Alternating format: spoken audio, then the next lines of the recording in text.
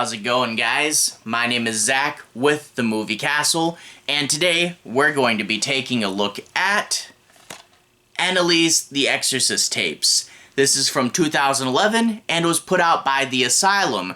The Asylum, you know them for Sharknado and a bunch of mockbusters, hence why Exorcist is printed really large on the front of this box.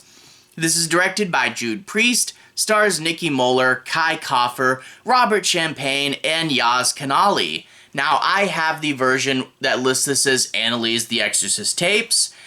Sometimes this was released as Paranormal Entity 3.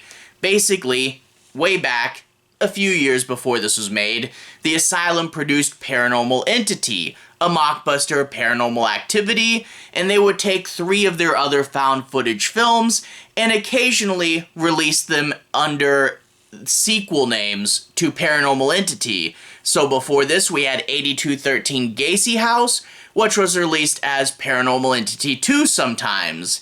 And the first 2 Paranormal Entities were good for what they were. Really low budget, found footage films that were honest to goodness trying, and they were okay.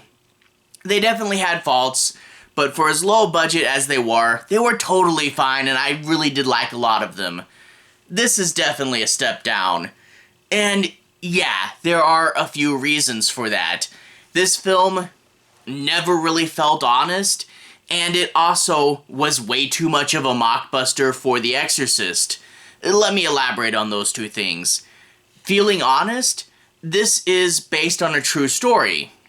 Anneliese Michael, real-life Exorcist case, would also inspire the movie The Exorcism of Emily Rose. Definitely recommend that one. But in turn, the production crew had to make a found footage movie set in the 1970s and set in Germany.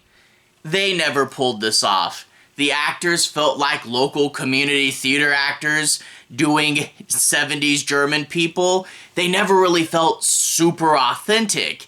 And there'd be other little things like, this is Germany, but everybody's speaking English.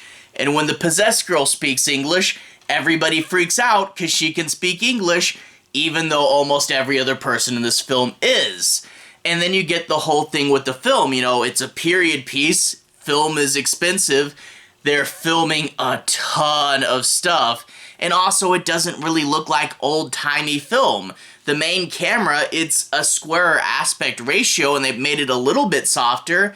It never felt like old film. Strangely, the B and C cameras, they looked like real old-timey film.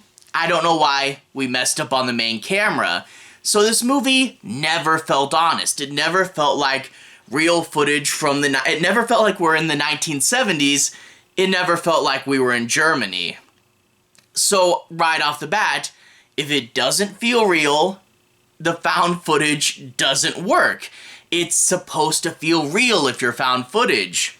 2, it is distractingly a mockbuster. I mean, yeah, the Asylum does mockbusters all the time. I totally get what they're going for. But it is a little on the nose, and not in a fun, cheesy way. It's just a blatant ripoff. You're gonna have the girl in the bed looking just like in The Exorcist. She's gonna yell and swear and even slap one of the people just like in The Exorcist. And we're even gonna get down to the super specific scene where she pees on the floor, just like in The Exorcist. And it's just a little too on the nose, and again, is another element taking you out of the movie. It doesn't feel real, and it just feels like a mockbuster. But I think the biggest sin for this movie is probably its lack of direction. Once we get in there, which is really quick, the film tends to spiral around the same few ideas until it just happens to end with no sense of plot progression. And I mean, I don't want to oversell that this is the worst film in the world or that it's so bad or anything. It's just kind of one of those that's there. It is what it is. It's a non-believable found footage movie. It's a total mockbuster. It's not got too much going for it. It's not the worst thing ever, but it just never really works, you know? I guess to analyze it further, let's talk a bit about the plot. I don't want to do any major spoilers, but I want to go ahead, dig a little deeper, and analyze a few things in more specifics. We open up with the standard found footage text. This is all real footage. Anneliese Michael happened in 1970 something, and this is all real. You know, you gotta open with that. And then we open to the house. Some scientists burst in the door. We're here for the girl. And then the priests come and they say, no, she's ours. And as the two groups argue, Anneliese Michael comes down and pees on the floor, but to amp it up, she's going to lick up the pee. Cool. So right off the bat, we're seeing several problems with this movie. I mean, pretty early on, we're digging into a very specific scene from The Exorcist and trying to be a little edgier and trying to outdo it when it just feels campy. And secondly, like, we're jumping right into the action. Not really the best idea here. I don't really know any of the characters. I don't know the stakes. I just am thrust into this situation without given any context. This also leads to us never seeing Anneliese Michael as a regular happy girl, and in turn, you don't feel as sad when you see the state that she's in. I mean, so much of The Exorcist was build-up as her being a regular happy kid, and then slowly there's something wrong with her, until we get to the point where this film starts. Another thing, a big theme from The Exorcist that doesn't really work here is the science versus faith angle. In The Exorcist, she was not a believer, and she had to see terrifying stuff until she eventually caved and gave in and got an exorcist. Like, it was about not believing in something until you've seen so much terrible stuff that you're willing to go into what you didn't believe in to begin with. Here, it's just the two groups of people yelling at each other, and they try to do a few different arguments, but it never really plays out in any interesting or significant way. It's just, no, science. No, it's possession. Back and forth, circling the drain aimlessly. And, yeah, about the acting.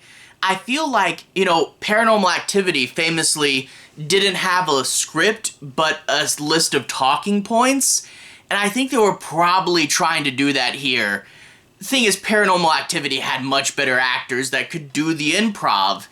Here, it all circles, and it's most common when you see the sort of confession booth style things, where they got the camera on one or two characters, and they kind of do like this one-on-one interview. There's too much,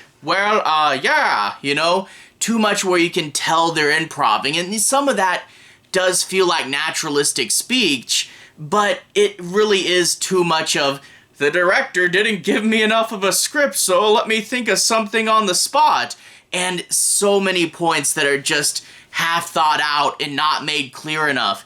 If you want to do improv, it's best to at least give them a loose outline that they can work with, study, and build off of, because it's never going to look good if you just shove the camera in someone's face and say, hey, you don't like exorcisms, go. That's not going to turn out good. But yeah, like I said, the movie cycles. The movie doesn't go anywhere. We're gonna get them argue, we're gonna get her thrashing around on the bed, and every now and then doing something spooky.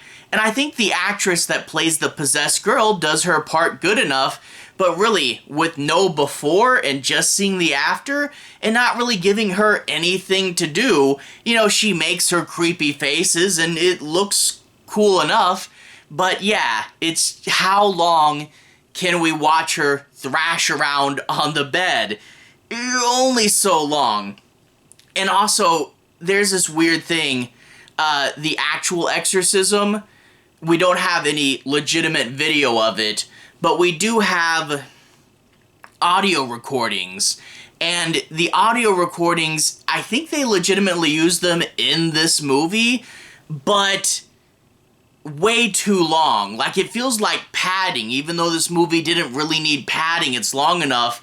They'll just show the little Film Institute logo, actual recording, and then just play us minutes of us staring at essentially a black screen, just listening to this girl yell and grumble, and it's a case of, I get the point, how many minutes of this are you going to show us?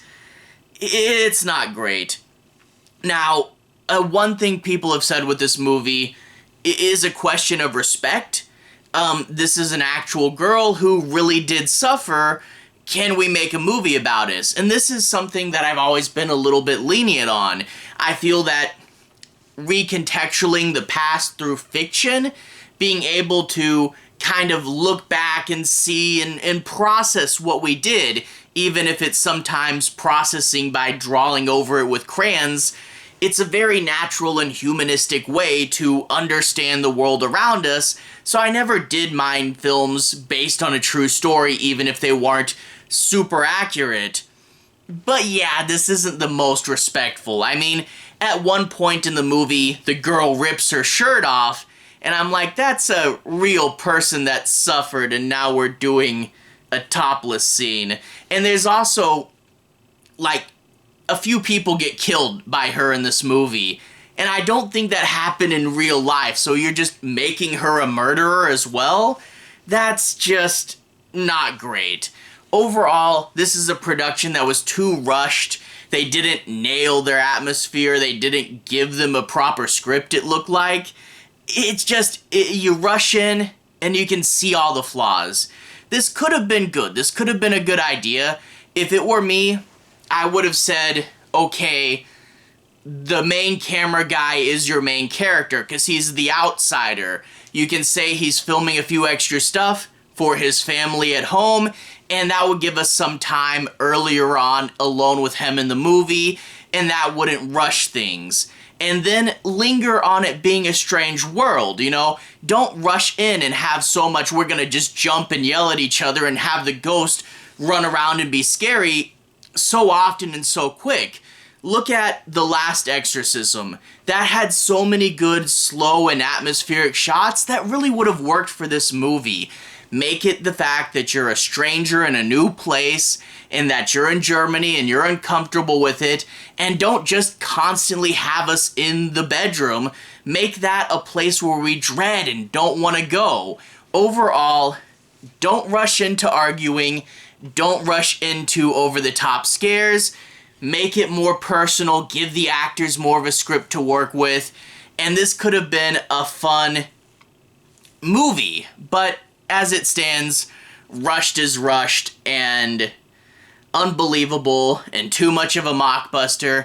It's really not great. Not the worst thing ever, but definitely a found footage C-side. Anyway, to everyone who's watched so far, thank you for watching. To everyone who's liked and subscribed, thank you. You really are helping the channel out. I'll leave a relevant playlist on the bottom. This should be my found footage playlist where you can see me talk about other found footage movies like The Last Exorcism. I've also talked about the first two Paranormal Entity movies. Anyway, have a good day. I'll see you guys again very, very soon. Relevant playlist on the bottom. Have a good day now.